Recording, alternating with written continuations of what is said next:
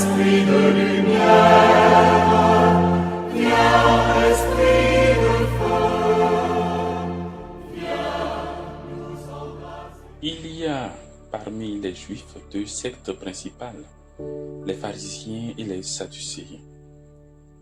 L'un des points qui les oppose, c'est la résurrection des morts.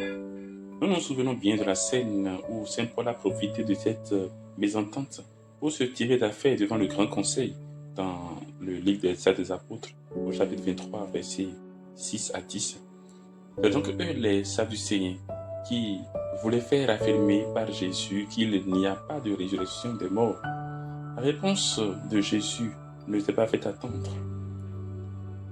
Point besoin que je répète le texte, cela s'affiche déjà sur votre écran. Ici, Jésus règle deux problèmes majeurs.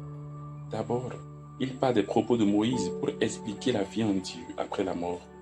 Abraham, Isaac et Jacob sont morts et pourtant, ils sont toujours enfants de Dieu comme les vivants. Dieu n'est pas le Dieu des morts, mais le Dieu des vivants.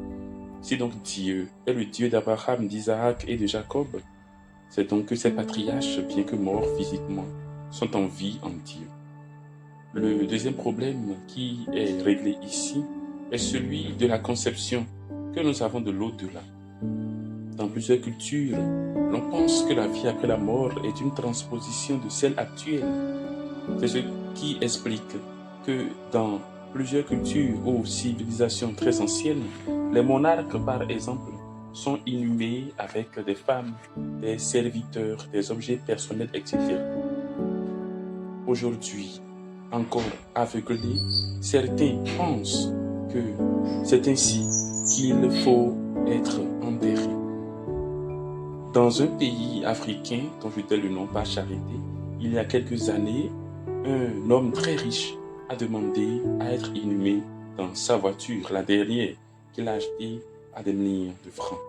C'est simplement une folie ridicule. Jésus nous rappelle que nous serons comme des anges et donc sans besoin matériel aucun.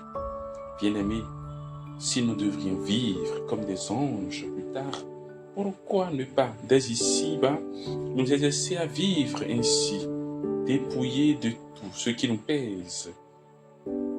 Nous pouvons, en préparation à cette ultime rencontre, à cet ultime moment, n'attacher du prix qu'aux choses qui demeurent éternellement. Le bien, le beau, le vrai, le saint.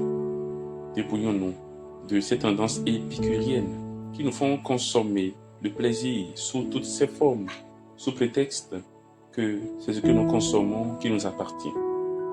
N'est-ce pas plutôt ce que nous offrons de saint et de beau, ce dont nous nous privons par amour pour Dieu et pour le prochain qui demeure et fera que nous demeurerons vivants avec le premier-né d'entre les morts? Que le Seigneur nous garde de toute folie et nous donne d'être clairvoyants